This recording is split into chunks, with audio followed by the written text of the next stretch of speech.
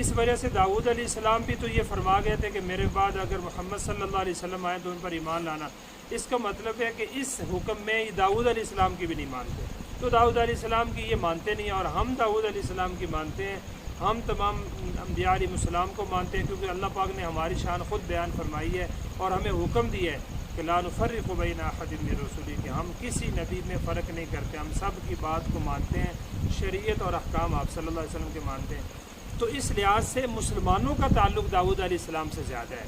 مسلمانوں کا تعلق سلیمان علیہ السلام سے زیادہ ہے۔ ان یہودی خبیثوں کا تو کسی بھی اللہ کے نیک بندے اور کسی بھی نبی رسول سے قطعاً کوئی تعلق نہیں ہے، صرف یہ جھوٹے لوگ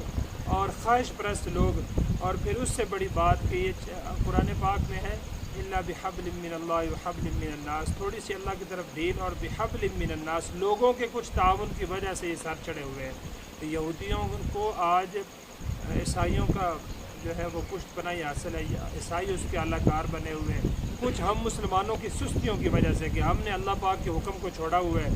اللہ پاک نے ہمیں حکم سیدھا فرمایا لن ترضی عنک الیہود ولا النصارى حتی تتبع ملتہم، کہ یہودی اور عیسائی تم سے کبھی راضی نہیں ہو سکتے، اور ہم ان کو راضی کرنے کے چکر میں پڑے ہوئے ہیں۔ مسلمانوں کی سستی کی وجہ سے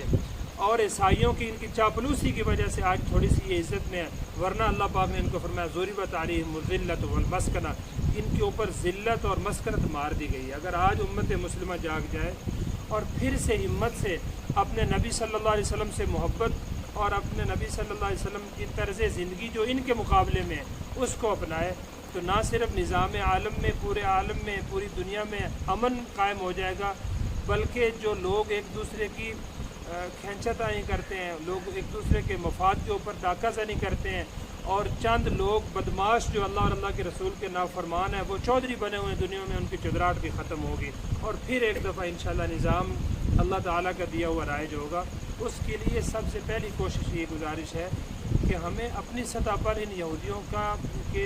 سد باب کے لیے کام کرنا ہوگا۔ ان میں سب سے پہلا کام یہ ہے کہ ہم امت مسلمہ کے لیے، پوری امت کے مظلوموں کے لیے دعا کیا کریں، فلسطین کے لیے دعا کیا کریں، اپنی دعاؤں میں یاد رکھیں، اور اس سے بڑا کام جو ہمارے لیے جہاد کی درجہ رکھتا ہے کہ ہم جتنے بھی غیر مسلم اور گستاخ جو آپ صلی اللہ علیہ وسلم کے گستاخ ہیں، جو مسجد اقصی کے اوپر حملہ آور ہیں، ان کی مصنوعات کا بائیکاٹ کریں، یہ بار بار میں کہتا ہوں، اور اس کے بعد جو ہے وہ اپنے حصے کا کام اللہ پاک جو ہمیں توفیق دے، ملت کو اکٹھا رکھیں، آپس میں اختلافات نہ کریں، وطن عزیز کے لیے دعا کریں کہ اللہ پاک ہمیں اور ہمارے وطن عزیز، ہماری نسلوں کو اسلام کی بقا اور اس کی سربلندی کے لیے قبول کریں، اور سب سے اہم کام کہ مصنوعات کا بائیکاٹ کریں۔ یہ کوک ہے یا یہ ڈالڈا اور بھی کتنی ساری دوست احباب کے پاس ان کی لسٹ موجود ہے،